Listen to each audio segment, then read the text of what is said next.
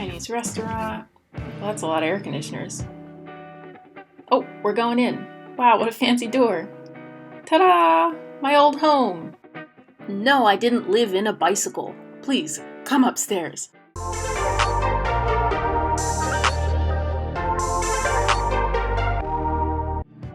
This is a share house, a type of living accommodation that's common in actually many countries. It's sort of like a dorm, but you get your own bedroom, just everything else is shared. So because there are many residents, the kitchens are always huge, and I really love that about share houses. Although you only get a limited amount of shelf space and fridge space, so that was always really tricky for me.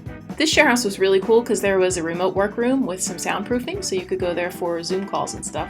Have a nice day. I wrote that.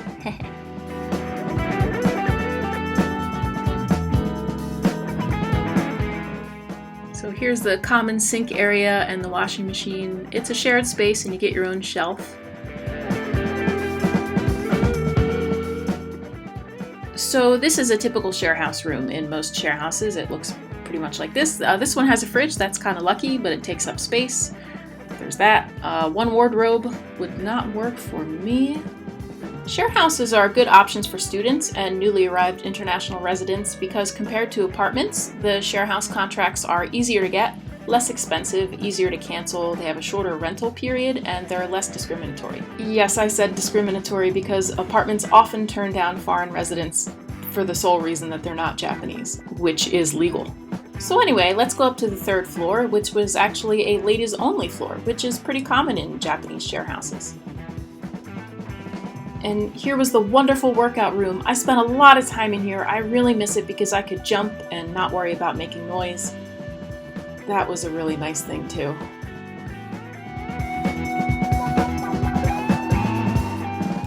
So here's another typical room. It's a bit bigger, but no fridge. There's usually some trade-off, right? Still just one wardrobe. So yeah, there's no way I could do it. I mean, living in a share house was fun in a lot of ways. I made lots of Japanese and international friends. We would cook international dinners together. It was really cool. But after a year and a half, I was tired of dealing with pee on the seat. But we're about to see what I had to give up to gain my independence. Here, everybody has a shoe box. No shoes inside, right? Here was my big, wonderful kitchen. Lots of Japanese people who are young or a bachelor-bachelorette type, they eat out or pre-made meals a lot, but I was so happy to have this kitchen.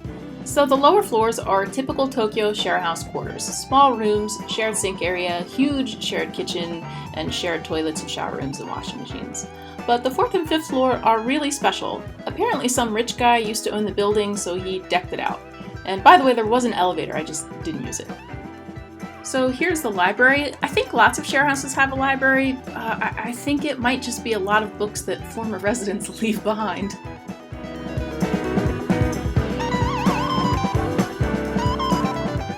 There was this super fancy chandelier. It was pretty cool, but sitting under it in an earthquake was a bit concerning.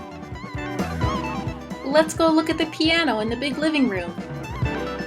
My good friend Igor used to play all the time before he moved away.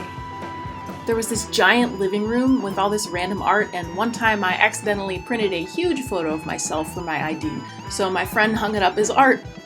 And apparently some potential residents would ask the staff, "Who's that?" when they came for a tour.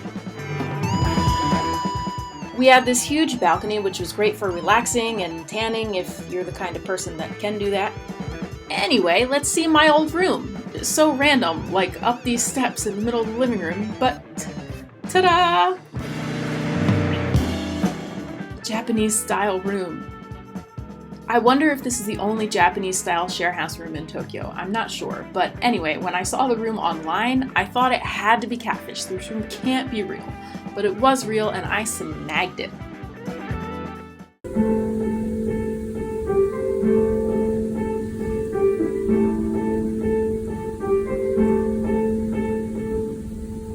There was this fancy hidden closet that you can like shove stuff in, but it still looks nice. I love that thing.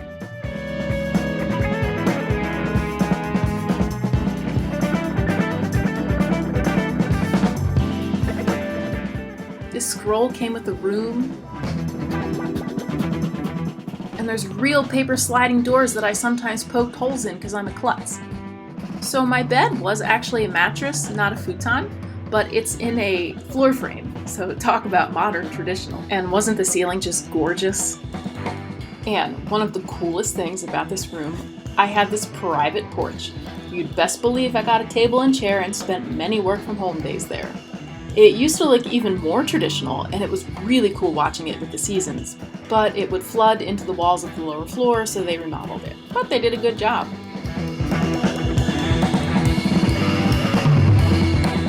I had this sliding door like a proper entrance to just my room. And the closet had these traditional kind of curtains called sudare, which looked pretty cool, but they were kind of a pain. The two sides didn't roll evenly, so the curtain would fall out and I'd have to put it back in all the time. And plus, as you can see me struggling because I'm holding the camera, it requires two hands to pull the string. But the closet was huge, so I wasn't complaining. Man, I loved this room. I really loved it. And here's what it looked like when it was all set up. Plus, it looked really cool at night. I really gave a lot up by leaving this room, but what can you do? That's life. So now that you've seen a Tokyo share house, would you want to live in one? Would you want a regular room for cheap or to pay higher rent for my old fancy room? Or would you rather pay the big bucks for an apartment? Let me know in the comments and like and subscribe. Thanks!